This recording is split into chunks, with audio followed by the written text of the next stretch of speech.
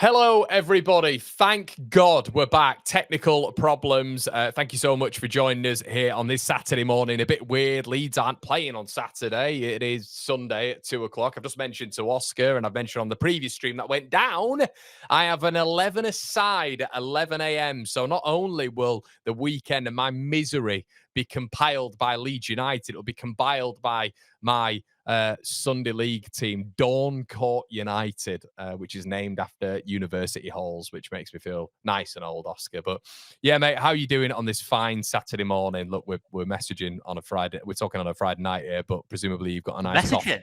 Messaging. Yeah, Interesting. messaging and recording. All good, mate. Yeah, all good, mate. All good. I mean, well, before Sunday anyway, because I don't see this game, to be honest, being any. I think it will be better than Brighton. I mean, it can't get any worse, can it? It can. You know, in the mid, yeah, that's exactly Mick McCarthy's voice. It can, because it's got to be better, hasn't it? We can't be this bad again going into international break, because otherwise the noise is going to become big in the next 2 weeks. There's no doubt about it. Our away form hasn't been good enough this season. I will praise us at home. I think we've been very good at home. I think our setup's been pretty much spot on. We've made life difficult for everyone that's come to Elland Road, but away from home it has been the opposite. Certainly in recent weeks, Burnley and Brighton, it wasn't good enough in either game for different reasons. And Forest will give us a totally different test to Brighton. But I just think it's going to be similar problems. I think it's going to be a very, very tough one on Sunday.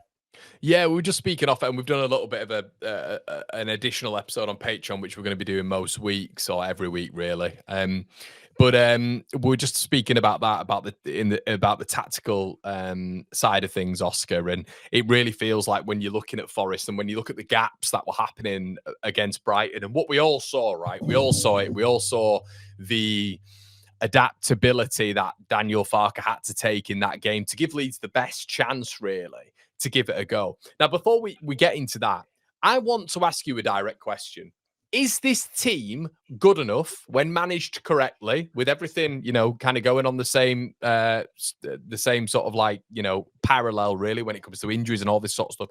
Do you think this team is good enough to stay in the English Premier League? I personally do. Actually, I do. I think, obviously, and there's a bit of context though as well, because obviously on paper you can make an argument that we're not better than 3 other teams. But what I'd say is, you look at where Wolves are at this moment in time. I don't think anyone thought Wolves would be this bad. I've not seen any signs Wolves will get much better. So I think you've got to take them as being bottom 3 at this moment in time. I think you've got to be aiming to finish above Burnley. I think we've got both better squads than Burnley, and I think we've got to be looking to finish above Burnley to have any chance of staying up. And then you look at the rest of the league, and I think West Ham are very disjointed at this moment in time. I think Brentford obviously have had key players missing, but albeit have improved in recent weeks. I think on our I think on our day as well, and we proved this before. I think we can beat Fulham 100%. I think we can beat Fulham. I think been great this season. So yeah. Everton, there's a lot of context, and we probably need to take some action in January in certain areas as well. I don't doubt that at all. But I think it's the same for everyone, in that bottom 6. I don't think any team in that bottom 6, you're not in the bottom 6 and happy with your squads. Let's be real here. So, but if you ask me in terms of everyone's available, everyone's fully fit, I think this team should at the very least be trying to stay up. And I think it should be staying up. I think there's enough quality in this Leeds team to stay up. The likes of, say, for example, Okafor is clearly a player that's good enough to be sort of a mid-table Premier League player. I think Anton Stack, I don't think we're getting enough out of Anton Stack personally. No. I think there's a very, very, very good player here at this level as well. Calvert-Lewin, is a proven player at this level. Maybe not so much in terms of goal scoring, but he's had a lot of experience in terms of relegation battles with Everton. And he's a player that is useful for how we want to play. Well, I think it's similar. I think that's kind of where I'm at. I think the notion, and I mentioned this on a video the other day, that if Daniel Farke keeps this team up, it's a miracle. But if we go down, I disagree with that. I disagree with that fundamentally as well. I think it'd be a good job. Listen, it's a tough job keeping any team in the Premier League. When you're a newly promoted team, but there's no doubt about that. But there's enough in this Leeds team to stay up for me personally. And I think it'd be more impressive as well for someone like Regis Labrie to get Sunderland in the top 15 when they finished 24 points behind us last season. And a lot of people would say, well, that's down to recruitment. That's down to this, that, and the other. But we've had a better starting squad than what Sunderland have had. And obviously they've recruited quite well over the years. Isidore Mienda and Trihume and players like that. A Premier League profiles of which they've had to develop in their own selves as well. But Leeds did finish 24 points above them. Leeds did have a better squad than Sunderland last year, and the table doesn't lie on that. So I think the big importance here, Oscar, is when you're looking at it, it'd be a very good job. Daniel Farke keeping us up. Don't get me wrong, it'd be a very good job, but we can't then hit the squad and the overarching perspective of Leeds United of what it is with the same stick of, yeah, but if you get relegated, it's then all the 49ers' fault. It's we know Farke's got an input as well in recruitment. It's a joint effort this year. It's a big, sort of pot of everybody being involved to keep Leeds United up. And I think in a bottom five, anyone could go down. Any bottom 5, 6. If the squads are managed correctly, Leeds can be a nightmare. I don't care. If for me, Oscar, if you manage and curate and work this squad in a way of which is what it's been built recruitment wise, of athleticism, physicality, a seniority of 26 and above when it comes to an age range. If you work like that, if you invest a little bit in January, of course, Leeds should be. I think we should be okay this year. The 10 edition. I agree. I agree. And can I just say as well, the profiles as well that we've added when it comes to Metcha, when it comes to Dominic Calvert-Lewin, these players have been brought in for a specific purpose, in my opinion. They're very similar profiles. They're so far away from the profile that is Joel Peru and other strikers, that we've spoken about as well when it comes to recruitment. There clearly was a specific recruitment drive. Whether or not it's right or wrong is obviously opinion and subjective. But for me, overall, mate, there is a way of which Leeds United need to start playing to get the best of our profiles. And you say what to that? I agree. I think there's still more in this Leeds team. I think we can still find more, particularly creatively. I think it's very much reliance on Okafor at this moment in time. And we saw against Burnley when Okafor wasn't on the pitch, we had big problems creating chances. I think in general we're okay going forward, but I think there's still more you can get from this team. I think there's more you can get from Bogle and Goodmanson going forward. I think we can get him into more situations.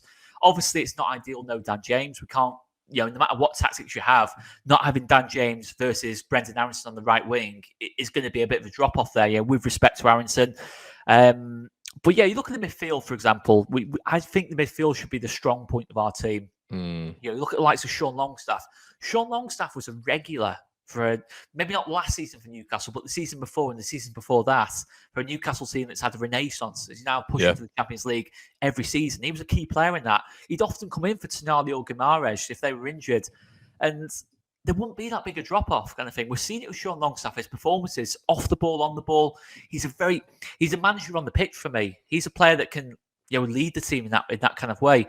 Tanaka looks a different player in this level compared to what he was at the Championship. I know it's a tougher league, the Championship, but there's a lot of qualities Tanaka has that should transfer into the Premier League. Regardless of the quality, regardless of the physicality, that should still shine through. Anton Stack's another great example. In pre-season, he showed what he can do from an attacking point of view. Against Everton, against Wolves, we've seen what he can do in that kind of sense. There's no way we're getting as much out of Anton Stack as what we can do. Even Ethan Ampadu, I'd say, in recent weeks, maybe sometimes we're leaving him a bit isolated off the ball, where we're kind of stuck between trying to press high and drop off kind of thing. And then in that awkward sort of in between is where Ampadu's getting kind of caught in two minds. And that's not Ampadu's fault. I think that is sometimes down to the system. But yeah, I think it's a work in progress. But I've seen enough this season to say that we can be very competitive under Daniel Farke. I'm not on the side of Daniel Farke, it's 1 or 2 games and then we're looking at a new manager. I'm not at all at that level. But there has to be improvements. This last couple of weeks have not been good enough. There's no getting away from that. It hasn't been good enough in any kind of sense. Even that West Ham win, we kind of said off air, in terms of West Ham in that second half, really did have our number at times in that second half and caused us quite big problems. But well, it feels like simple tweaks, doesn't it? And I don't know if you saw what I did a little bit earlier on, Oscar, but I did something, a little bit of a piece on Dominic Calvert-Lewin, and it was kind of comparing him to his Ancelotti days. And the big context around that is there was, Alan Decore, you had James Rodriguez, who was absolutely huge and pivotal in that Everton side in that transitional phase. But the key point of which was Everton were getting him involved in the game a hell of a lot more. For Leeds, he's having 1.1 touches per game on average, which is horrendous. Then you look at Everton, he's having 4 touches in the opposition box per game. And the whole conversation with James Rodriguez is, I think a lot of people think it has to be from the GK. Has to be from the centre-backs when you go route one. It doesn't. James Rodriguez would attempt 8 long balls per game, and it would be a consistent involvement of Dominic Calvert-Lewin. The flick-ons, if it hits him, it'd be the second ball sort of attribution of the wingers and the Decore. Decore's getting on the end of it, and that's the context. It would be consistently getting the ball in. And that was Dominic Calvert-Lewin's best season. Now, we know he might not be available. We know there's context around it. Was that Everton team much better?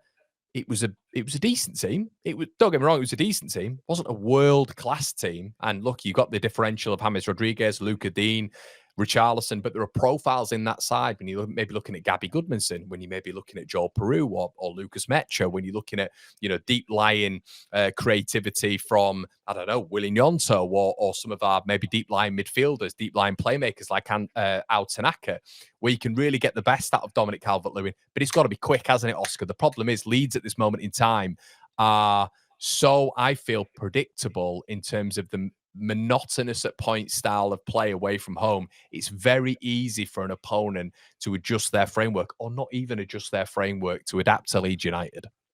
Yeah, I think so. I think even in the Championship, I'd say our weakness was at times being too slow tempo-wise. And I think at this level, you can't afford that, because teams can close spaces with energy, with power, just with more speed and strength than the Championship could, and more willing to, because we've gone from being the big fish in a small pond in the Championship to, say, a newly promoted team in a league with, say, 4 or 5 world-class players in most teams, kind of thing. Even if you look at, say, the likes of Newcastle, going down to sort of your Villas and teams like that, they've got world-class players across the pitch. So, but Brighton as well, maybe not world-class per se, but something like, say, Minter, for example, Belieber was linked for 100 million with another team.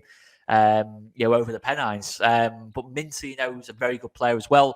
There's a lot of quality in these teams, and sometimes you've got to say, have we got the quality to play these teams technical versus technical, 11v11, or have we got to try things a bit differently? Have we got to be a bit more physical? At home, I think we've done this really well. Against Everton, against Bournemouth, Newcastle, we've done really well at doing that. And away from home, we maybe haven't got the energy from the crowd, which is a factor. When you're trying to be off the ball, solid and pressing, etc., etc. Sometimes not having your home crowd with you does make it a little bit more difficult, but it's not an excuse either. We have got to find other solutions away from home. But wasn't there? But wasn't there an aggressive start? And I understand it was home. I understand it was the first game of the season. But wasn't there a difference? Like you just quite rightly said, the word tempo. I felt that an aggressiveness, a real hunting down impacts, and a real. I think it's been the same all season. But Oscar, I would say a slight efficiency in the final third when it came to at least getting shots on target against Everton. I think Everton was the real hallmark for Leeds United so far this season in terms of completing a 90-minute. Of which you're looking at and going, that's a proper performance. And Everton, by the way, on the day, have got the likes of Dewsbury Hall, Iliman Ndiaye, they've got Tieno Barry up top, they've got Jack Grealish coming off the bench, they've got Garner Gay, and everybody, including myself, is pitching them in the top 7, top 8 of the Premier League. It's a fresh new season, but we're all over them like a rash. There's not been, I know we've kind of, like in the Premier League, you can't have 90-minute performances. And to an extent, I guess it wasn't against Everton. They had a tiny little bit of a spell, of course. But I felt Leeds was so dominant and so aggressive in that game. And we sort of put ourselves on Everton in that game. I don't think there's been a game like that really as aggressive as it was since that point.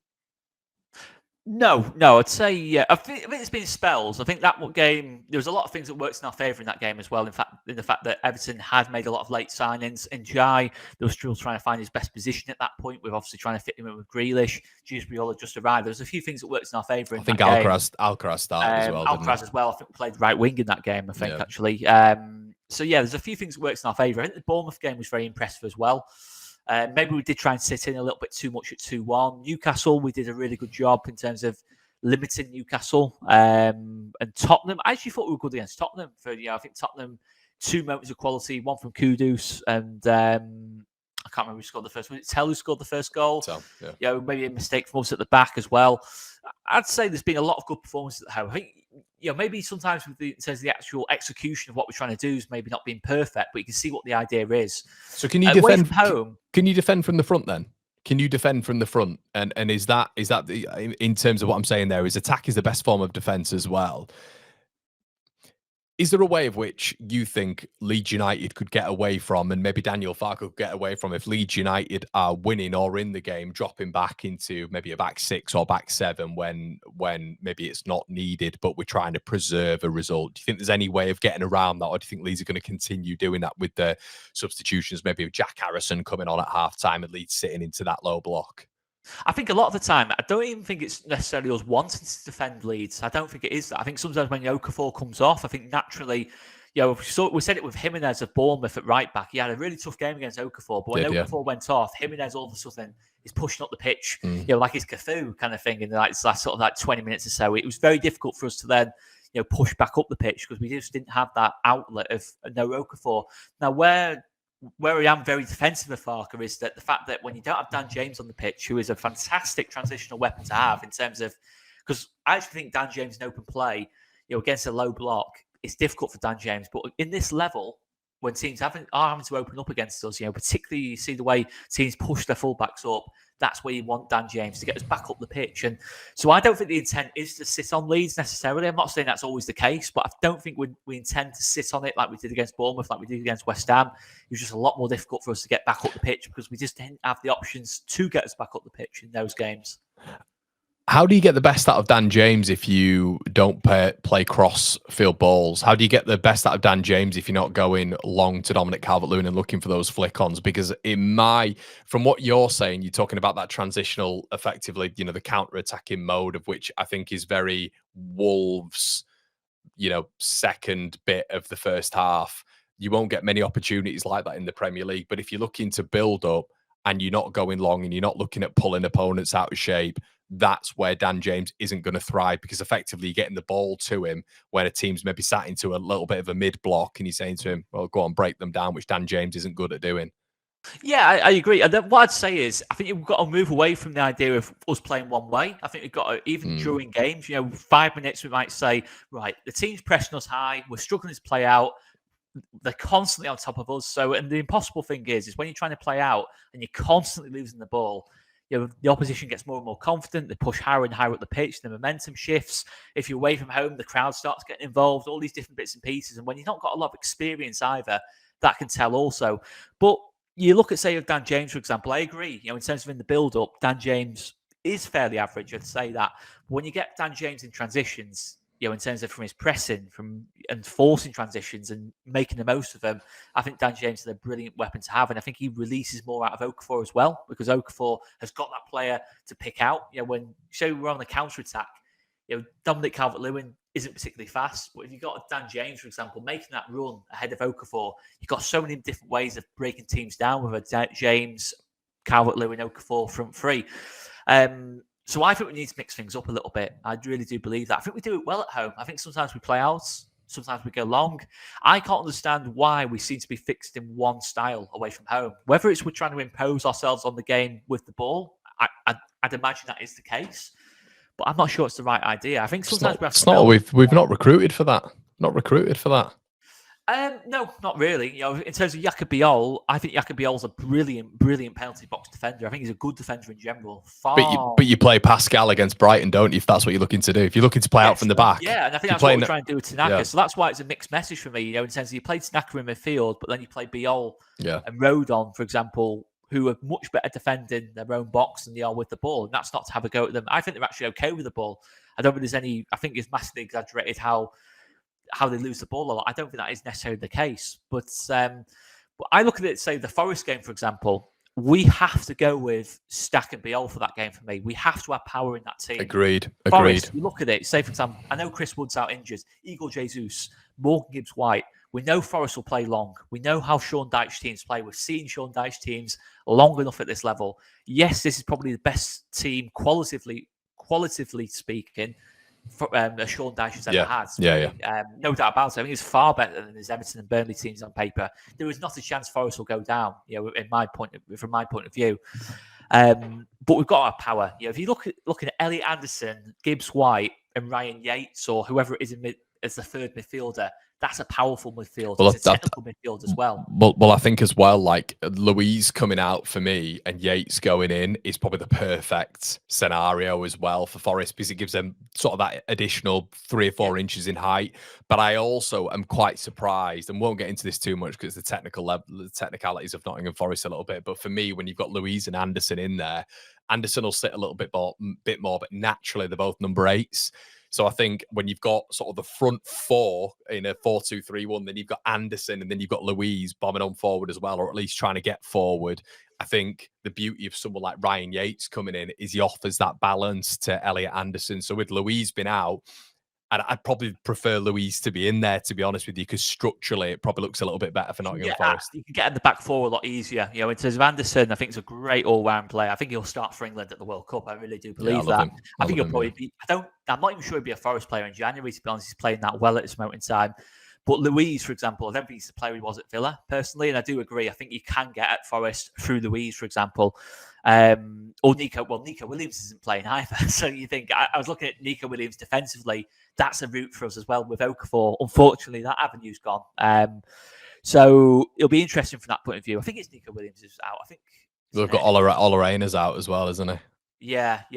Ainer's out. I'm not. But Nico. I think. I know Savona's been playing at right back kind of thing, and he seems pretty. But I think I'm not. I think Nico might be left back, might he? I think he might be left back.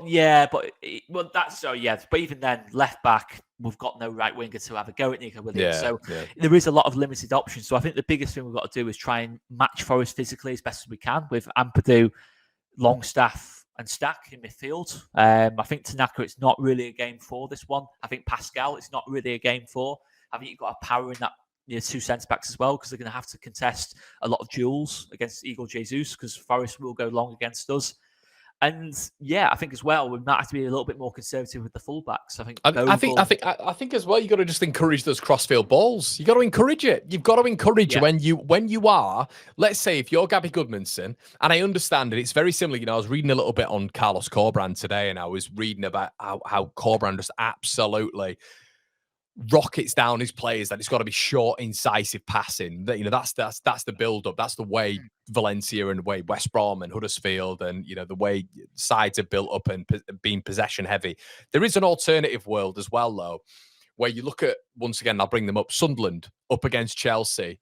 Sunderland were in control, but they had 30% possession at Stamford Bridge. They were in control. They were creating chances. But there's a new way of football. There's a transitional style of football, of which we've seen in the last couple of years, which focuses a lot around dead balls, set pieces, of which Leeds can really enact control on this game. And we know that Forest are a very physical side. I completely understand this, but I think there's ways of which you hit Dominic Calvert-Lewin, you make these crossfield balls a little bit earlier, which moves Nottingham Forest out of the shape, out of the framework, instead of this sort of almost slow style of football, of which it's really predictable in sort of a back six, back seven, back eight, to move across with Leeds and move across again with Leeds. And then you take your opportunities as Nottingham Forest, as Morgan Gibbs-White, and you just nick that ball ahead of Ethan Ampadu. And then there's a transition. Leeds have got to be... And I guess that's my maybe frustration. And I keep saying this. I know people are going to get upset in the comment section below, but maybe with Leeds and Sunderland, I know there's different profiles, but I think Leeds still have a powerful midfield, which is what I think gets Sunderland going a lot of the time. It's the two touches, it's the runners going beyond the right wingers and beyond the left wingers. It's following the ball consistently. It just feels like maybe these things have just got to be encouraged a little bit more for us to get anything for Forest, because like you've quite rightly said, their profiles, their individuals are very, very decent. Yeah, exactly. You can't play into Forest's hands, and ultimately, we are going to face counterattacks. It's the way Forest play. They're very good at it. They were very good at it under Nuno before this season. Sean Dyche, we know how good he is at doing that. We know he is willing to go long as well. So, for me, Forest's biggest weakness in terms of us breaking them down is playing that ball into Calvert-Lewin, letting Calvert-Lewin hold this up, and just dragging Milenkovic out of position. Dragging Milenkovic out of position and getting Okafor to occupy that space and getting Okafor 1v1 with Milenkovic. Do you think it'll be Milenkovic or Morata? What do you think it'll be? Whoever it is. I mean, Morata is the same. It's the same kind of thing. Murillo to an extent. Oh, actually, Murillo's out, isn't he? Well, to be fair, it's the same kind of thing either way. Forest don't have particularly athletic defenders in terms of. They've got powerful defenders, but they haven't got defenders that are great in terms of the wide areas. And I think you just got to do what Brighton did with us to an extent in terms of dragging Biol out wide, dragging Milenkovic out wide with Okafor. And I think as well, you've got to get Stack a lot closer to Calvert-Lewin. If you're going to play Stack for his creativity, you've got to get him as high up the pitch as possible from my point of view. Otherwise, just playing in his role he did for Hoffenheim. I see no. If you're going to, personally, I think Hoffenheim is German Declan Rice role. I think is his best role. But for what we need from midfield, a bit more creativity to help the goals in the team. You just got to maximise it. If don't for me, with Anton Stach at this moment in time, we're trying to play him half as a box-to-box midfielder, half as a defensive midfielder, and half as a third rather. A third as a box-to-box, a third as a holding midfielder, and a third as a creative midfielder. His role just seems confused to me, and he's gone from being super consistent in Germany to being probably our most inconsistent player. And I don't think that's the player. I just think it's the system. And for me, that's my biggest frustration: is we're not maximising a really, really good footballer. You saw Anton Stach in pre-season. How good was he in Dublin? He was our best player by a mile in that game. The only player on the pitch, wasn't he? He was the only player on the pitch. Teams by an absolute mile. Okafor and Stach. And when I saw Stach and thought about Stach linking up with Okafor on that left-hand side, we should be getting a lot more out of that for me. Gudmundsson as well. That three is something you can really build off, for me. Of course, the right-hand side is a bit more difficult without Dan James, but the defense improvements you can make to this Leeds team. There's no question about it. And Gnonto been back as well. You look at that front three, but you look at the defense in the midfield. It's Premier League level. It is Premier League level, and I feel like that's what's been missed a lot of the time. The forward line, we've not seen the best forward line yet, have we? And that's maybe where Farke's got a little bit of leeway as well. Of course, he's not had the ability to do that. But if he does have the ability to do that, and then he doesn't do that, that's when the criticism's going to come again, isn't it, Oscar? Of course. So, yeah. Of course it is. I mean, the way I look at it is the Premier League, of course, has improved a lot over the last couple of years. There's no question about it. I think this league this season, certainly from the 14 teams outside the top 6, I think the level's very, very high at this moment in time. But what you got to say is this Leeds team is no doubt better than the Leeds team that went down last time in the Premier League. There's no doubt in my mind. I think pretty much in every position we're probably stronger, or certainly close to being stronger.